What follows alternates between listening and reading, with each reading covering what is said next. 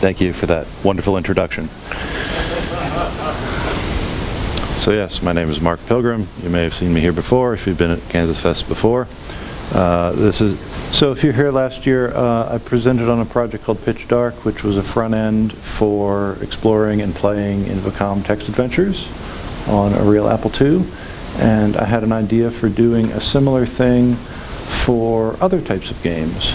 And so that is what Peter Ferry and I have been working on for the past year, pretty much 365 days. Well, KansasFest is a little earlier this year, so maybe 355 days, but pretty much the whole year. So the inspiration for this, I used to have a Wii console, and back when that was, you know, the hot thing, you had to get up at 4 a.m. and go to the Target and, you know, like wait in line, and they had like 5. And anyway, so I did all that.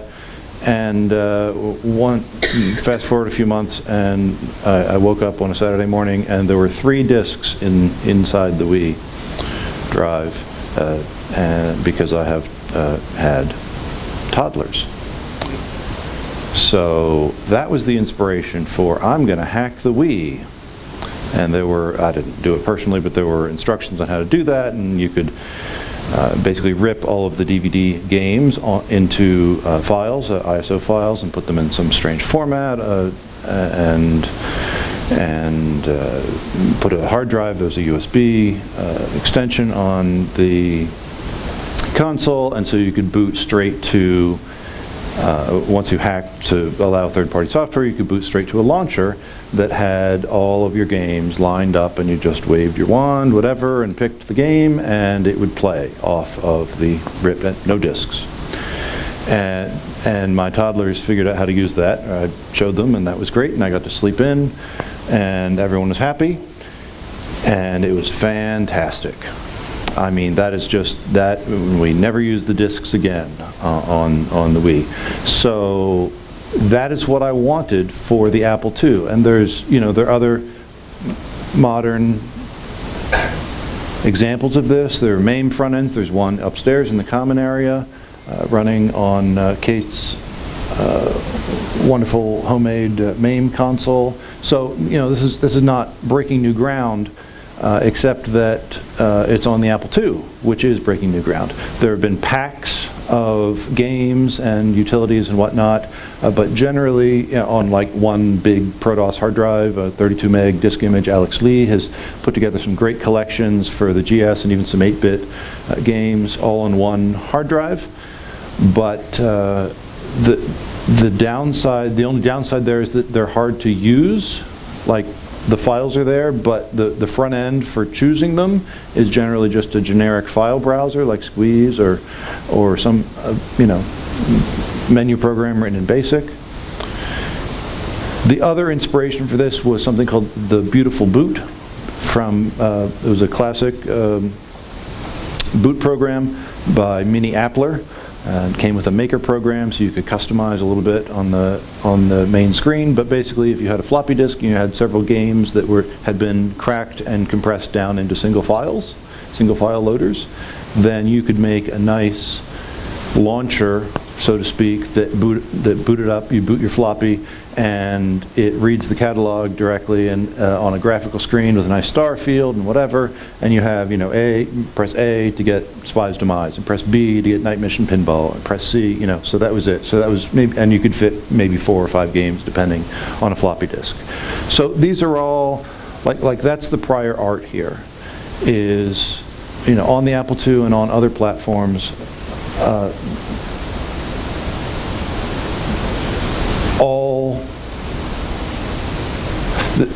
Having multiple games in a pack is not a new thing, but we wanted to do better than Beautiful Boot because we don't want to be constrained to a single floppy disk anymore. We want to run hundreds of games. We don't want to run 4 or 5, and we can do that now with things like the CFFA 3000. Can take a 32 meg ProDOS disk image and just boot. And I use that to boot to ProCell and do, normal things that you would do, that you could do back in the day on an Apple II and 80-column text and whatever. And so, and we had that was the inspiration for Pitch Dark from last year, was you just boot into this game browser explorer front end. Okay, so enough talking. If you're in the room, you've probably seen this upstairs. This is what's been on the big TV in the common area pretty much all week. And I will now boot this Apple II for a live demo, and let's see how this goes. That's it.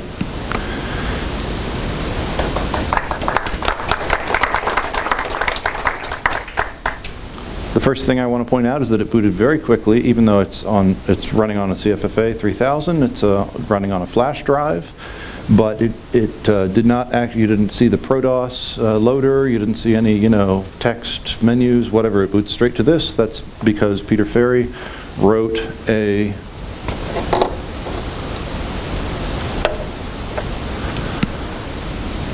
bootloader that boots directly. It loads enough of his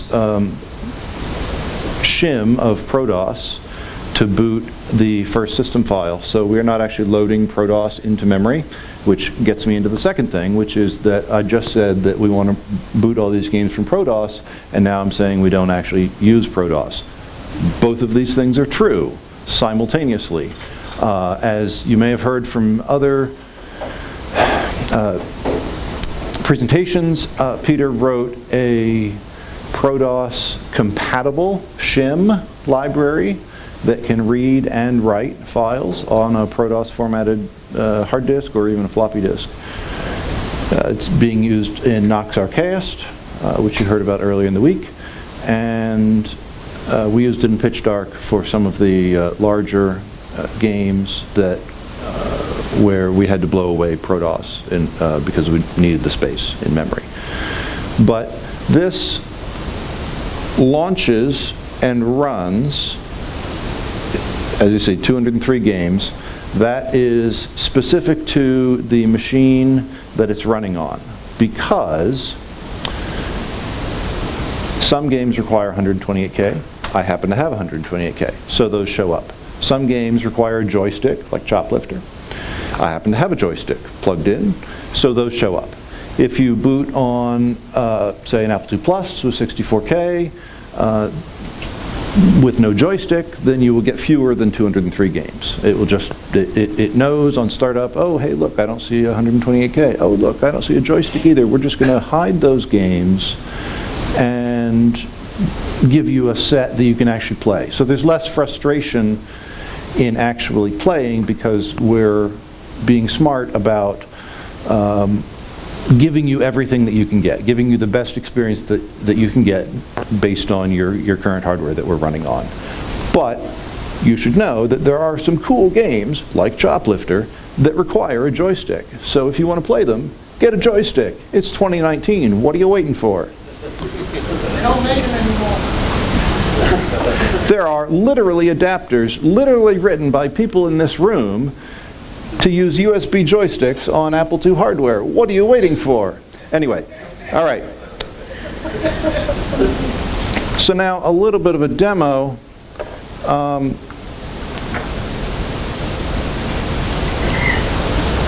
That was not actually the demo I wanted to show you, but okay. So a little bit of a demo. It says type to search and right arrow to browse. You can scroll through these games one at a time. And I'm just holding it down. That's pretty fast. But again, there are 203 games here, so it's going to take a while. So maybe you don't want to do that. Maybe you just want to type J and go to Joust, or type JH and go to Jungle Hunt. Which brings up my next point, which is that we have, first of all, as you just saw, we have live search. You press a key and it changes to the title screen of that game, which is great. And second of all, we have smart search. which Peter Ferry was responsible for implementing in 6502 assembly what is essentially the algorithm, the text ranking algorithm used by modern launchers like Quicksilver on the Mac, if you've ever used that.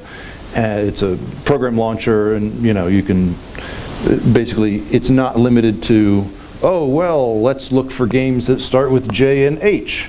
So like you can do more than just JU to get to Jungle Hunt. You can do JH, and it's like, oh well, I don't have an exact match, but I do have a game where the first letter of the first word is J, and the second letter and the first letter of the second word is H. So we're going to rank that a little higher than if it was just some random H somewhere else.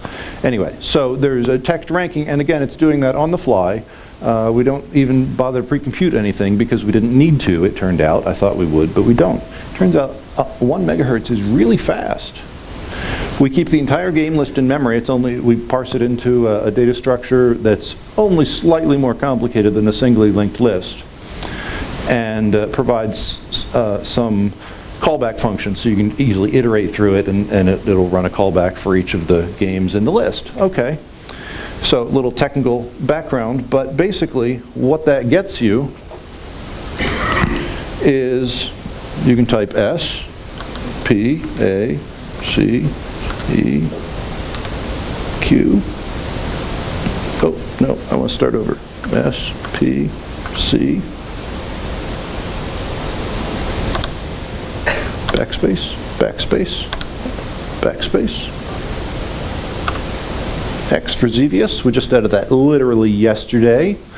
Did I mention Peter was involved in this? Peter is the one who ported all of these games to ProDOS. As you might remember, games did not usually run ProDOS. They usually came on their own floppy disks that had their own loaders, they had their own copy protection, they probably didn't even use DOS 3.3, much less ProDOS. They were reading sectors directly from the disk or in some weird format. And we have, first of all, cracked all these games. Yay.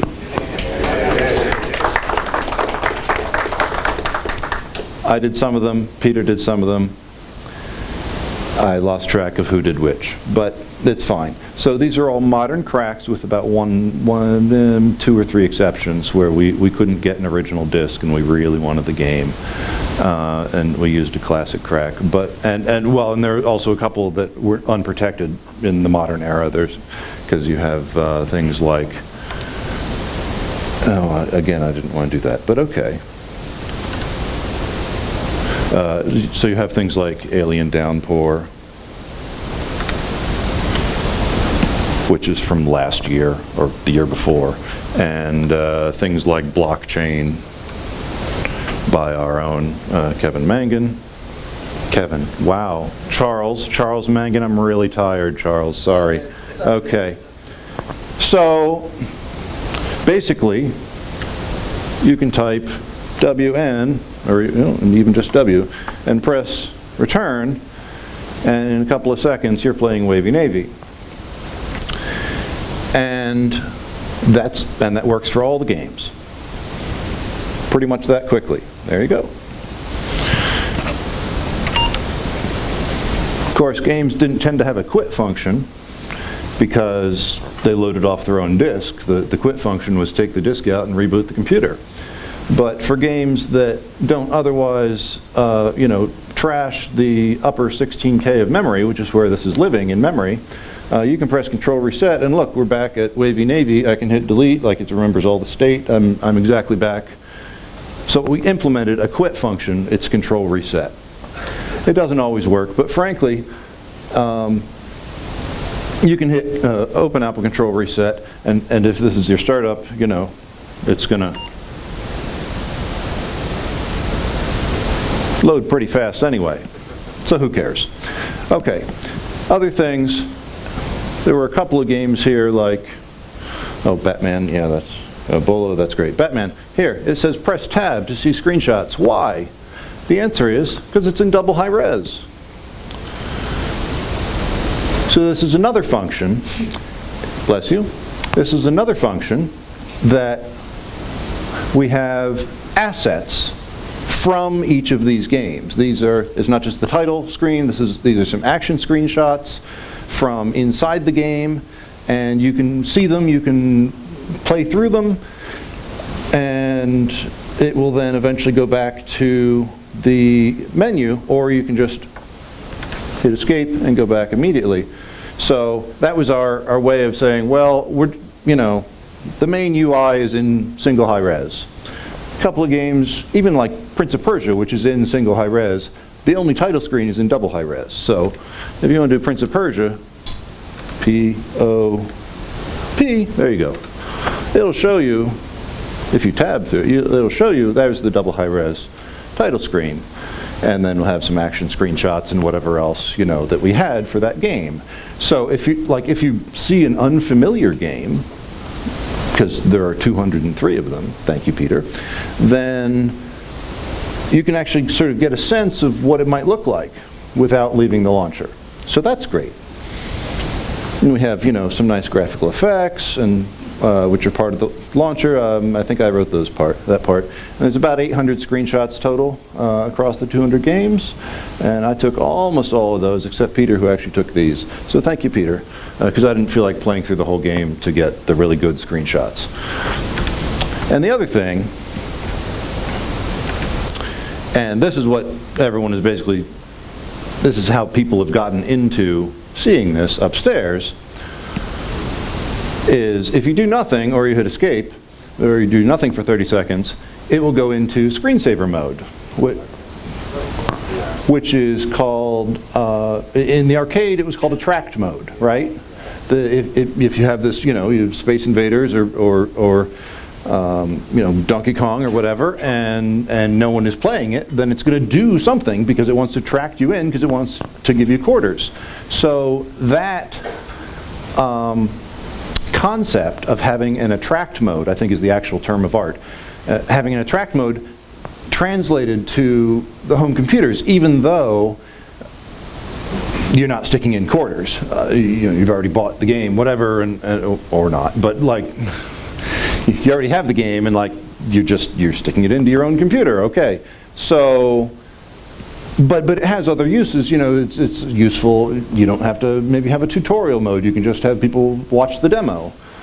Oh, and notice we had the attract mode for Jungle Hunt, just as I was talking about it, and then it ended, and then it went back, and now it's doing something else. It's doing a slideshow of here's some double high res games that we have with custom effects and whatnot, and so you can just literally leave this running, and we have, if you've seen upstairs, we have, for over 3 hours before it starts cycling around again. That's awesome. That's how many screenshots we have. That's how many self-running demos we've extracted from the games themselves and can now control to the point where we can intersperse them with our own code. We can say, okay, it's time to run Jungle Hunt, but just the demo part, and it's going to go straight to the demo. It's not going to show you, whatever, and it's not going to respond to key presses, or if it does, it'll take you back to the menu, our code. And so we extracted from, I think, 55, I forget the exact number, over 50 different games that had good attract modes. They're running, we basically set up memory so that they can have all of main memory, the lower 48K. And we stay in the language card in the upper 16K. And we put 6 bytes of re-entry code at the bottom of the stack. And then we patched each of the binaries so that when their demo cycle was done, or whenever you press a key or a joystick button or whatever it responds to, instead of actually playing the game at that point, it will call our routine at the bottom of the stack, which will then go reactivate the language card and re-enter into the launcher and decide what to do next. Because we have that level of control, we can do things like, oh, you're watching a self-running demo of Jungle Hunt, or I don't even remember any of the others, Bolo, and you're like, oh, I actually want to play this now. You can hit return during the self-running demo. It will return to our launcher and say, oh, you just pressed return during this demo. I can go do that. You obviously want to play it, so poof. And here's the self-running demo for Sammy Lightfoot, and instead of just watching it, I am going to hit return, and it loads, and suddenly you're playing Sammy Lightfoot. Please clap.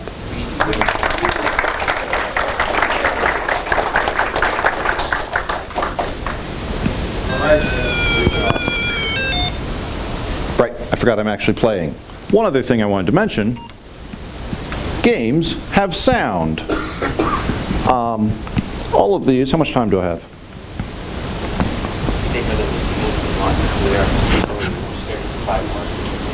All right. I'll wrap it up and then take questions.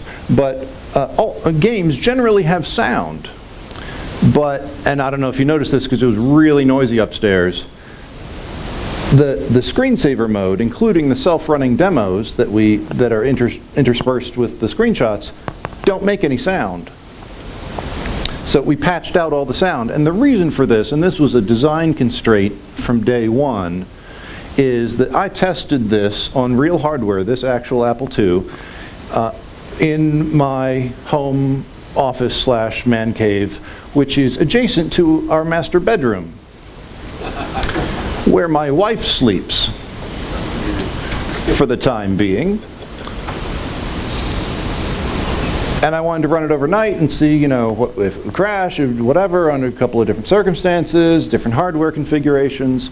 And so it was very important that the screensaver mode that it goes into does not make any sound at 4 a.m. or any other time while my wife is sleeping within earshot. So that was another thing that we did to the self-running demo. So you can just boot this up, and if you want to play, you can play. And if you don't want to play, within 30 seconds or so, it will go into screensaver mode, and you have the world's greatest 8-bit screensaver. Yeah. Oh yeah. And that's it. I want to call out, again, thank you to Peter Ferry for porting all of these games and cracking some of them from, and John Morris for making applesauce, because that allowed collectors around the world to rip their original games and post them online, which we were then able to convert to WAS files, which we were then able to crack without any, about half of these I don't have discs for. Someone has the disc, and they were able to rip it and upload it, and I was able to download that and then work virtually inside an emulator to crack it, and then Peter was able to work inside an emulator to port that, and then all of that is now running back on real hardware. But none of that would have been possible. I mean, it would, we would have had about half the games, honestly, because that's all. I tend to collect educational stuff instead of arcade games, as you may have noticed. So thank you to Peter, thank you to John Morris, thank you to John Brooks. There is one thing I did not demo, and which you have not seen upstairs, which is that if you have a 2GS or a compatible VidHD card, there is also super high-res scanned box art that is shown for all of the things that about half of them, we found and converted super high-res box art. So those will be interspliced into the screensaver mode or in the tab, the mini attract mode for one game. And so thank you to John Brooks for helping me figure out how to get that working, because GS programming is way beyond me. And did I forget anybody? Thank you to Charles for testing. Thank you to Horma Hunkinen for testing. And they are both listed in the secret credits page. And I'll leave. And there's the URL, which is now live. And thank you to Jason for helping me get that live. It links to the disk image, which you can download right now. And take your pictures now, because in 30 seconds it's going back into screensaver mode. And links to the GitHub repository where all of this code, all of the front-end code and screensaver code and effects, transitions code, and all of the original disk images with the ProDOS ports lives on GitHub. Are there any questions? One in the front. Have you considered having sound as an option for the screensaver mode if I want to have it running on my Apple II and feel like I'm in an Apple II arcade? The question was, could we re-enable sound during the screensaver mode? And the answer is sure, we could do that. I mean, I took copious notes on which things I patched out. We could have an option, but what I really want to do for version 2 is start controlling global options in the launcher. So if you always want to use a joystick, if the game supports a joystick, have that be a global option in the launcher and then load the game and go directly into joystick mode instead of having you have to make that choice. If you always want sound on instead of off, have that be a global preference that the launcher controls. That is technically possible. We haven't, it would require game by game patches or, you know, understanding because they all set their own preferences differently. But we did something for that like Pitch Dark, in Pitch Dark, where we had global preferences of, you know, do you want 40 or 80 columns, do you want uppercase, do you want lowercase, and then those were respected by each of the games that you ran. It was a little easier because there wasn't as much variety in game code because it was running through a Z machine, so we would have to do game by game patches. But yes, that is possible, and that is on my wish list of things that did not happen this year.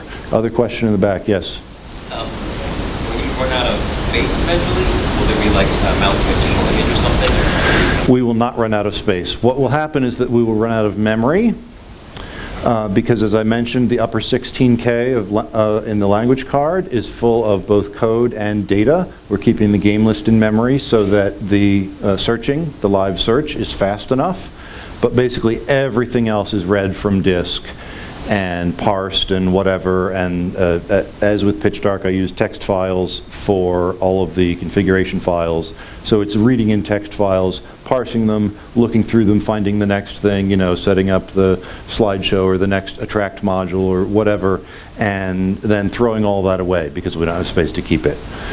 Which is fine. It runs fine. It's not a big deal to read that much during, you know, a screensaver mode, but we are rapidly running out of space for just the games and the programs. That doesn't really answer your question. The second answer to your question is that no, we're never going to get that far because we are only using like 10 megs, and that's for like 203 games, and we can go up to 32 on one image. And pretty soon we're going to hit 255 games, and after that I'm going to have to do some major refactoring of some data structures, and I'll let you figure out why. Well, yes, question. Something that like the old challenge with the cracked games back in the day was, oh great, I've got this game on a floppy. How do I control it? What are the keystrokes? Where's the dictionary or the database of controls that you can consult for these games? We have also, yeah, no, that's another thing on my wish list for version 2 is, you know, have a page, let's say, you know, when you select a game and then you hit tab, instead of just having screenshots and art and demos and things, have a text page that shows controls, that shows instructions that we control, like we read it from a text file and then just, you know, on the screen. Oh, by the way, I didn't even mention this, but this is a custom font that we made just for this project. These captions are in a font called Circuitous, and it's part of the project repository. And I'm using the not the exact code, but I'm using the technique that Rob taught us last year, taught me at least, last year, of how to do super fast high-res character generation, where you set things up and then you don't have any calculations to do inside the inner loop. So we didn't have to do any special crazy stuff to show the search UI down here. It's literally just loading the background screen and, the title screen for, Zaxxon or whatever, and then drawing on top of it. And it looks instantaneous because we have very fast drawing routines and keep the font data in memory. I've forgotten your question. Oh, about documenting the construction. Yes, that's a great idea. We should definitely get on that. And I have an idea Like we could all contribute. I mean, that's an easy thing. that would also be great because I don't really want to do that, like come up with the actual information, but I know where it would be integrated into this, and how that would work. So yes, that's a great idea. Great minds think alike. Yes, one more from you. I was just thinking if you're running out of memory as far as adding games to the list, you could break it down by category: action games, playing games, synergistic games. You could categorize things if you're worried about running out of memory with your long list. Oh no, I'm not actually too worried. That was mostly a joke answer because Peter hasn't even started doing his thing yet to this code. When I say we're running out, you're not out of bytes until Peter says you're out of bytes. But anyway, yeah, I mean, there's a certain amount, the text strings are stored as ASCII strings, and there's a little bit of overhead because of the data structure, and to make it faster to iterate through, and so there's just a certain amount of, it's about 5K, I think, maybe 6, just for the game list itself in memory, out of that 16. And then a little more for ProRWTS2, and a little more for the font data, and suddenly we have very little memory for the code. But frankly, none of that would have been possible if we were using actual ProDOS, because we are in where actual ProDOS lives, in the language card. So we would have to bump up the memory requirements and put our code in AuxMem, and we didn't want to do that. So we wanted the design goal, which we met, is that any Apple II with 64K can run Total Replay. So that goes to another point. Some of these games are not compatible with, say, the 64K Apple II Plus. Is there detection of what? Why not? The high games that can't run on a certain model. You mean because it requires 128K? Or like it requires double high res. Yes, we filter those out on startup. They're on the image, but at startup, at runtime, it's checking your machine, checking if you have 128K, you can do double high res, even checking if you have a joystick with code that I got from the Prince of Persia source code archive. And if we decide that and then our master games list has metadata for, well, this game requires 128K, so hide it if you don't have it. And this game requires a joystick, so hide it if you don't have a joystick. So yeah, so for instance, I can do a live demo of that because I can just unplug the joystick here and then turn it back on.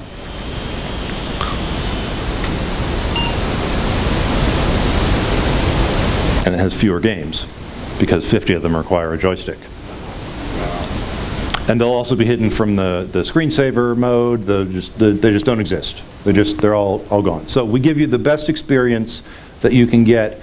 Everything that you see, if you see a game on the screen in any mode, hit return and you can play it on this machine that you're on, period. And it's worked on emulators too. Works on all emulators. We tested it in Virtual 2, tested it in Micromate, tested it in Open Emulator. I have not tested it in AppleWin, but I believe Peter has, and works fine. Basically, it's all of his code for doing the reading and writing is emulator friendly, and other than that, it's all ProDOS, or close enough to ProDOS that, it's just like they can already do, like we're not doing fancy, I want to say we're not doing anything fancy, but we are. But all the fancy things that we're doing are compatible with all the platforms that we know about. One more. Is there any place to request the games? I mean, I know eventually this Usenet. Would you believe Usenet? Oh, you can also ask us here since you're here in the same room. But also Usenet. Peter has a ProDOS ports request thread where people can post requests, and he has a ProDOS ports announce thread where he announces things that are done, and as they get done, I literally, he doesn't send me a special copy of the game. He ports it to ProDOS, creates a .dsk disk image, uploads that to Asimov.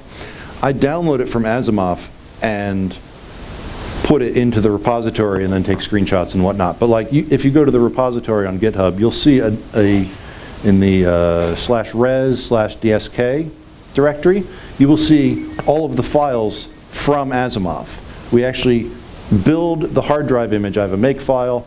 During the build process, the make file runs some scripts and pulls the files off of those DSK images. These are the games that you could get off of Asimov directly.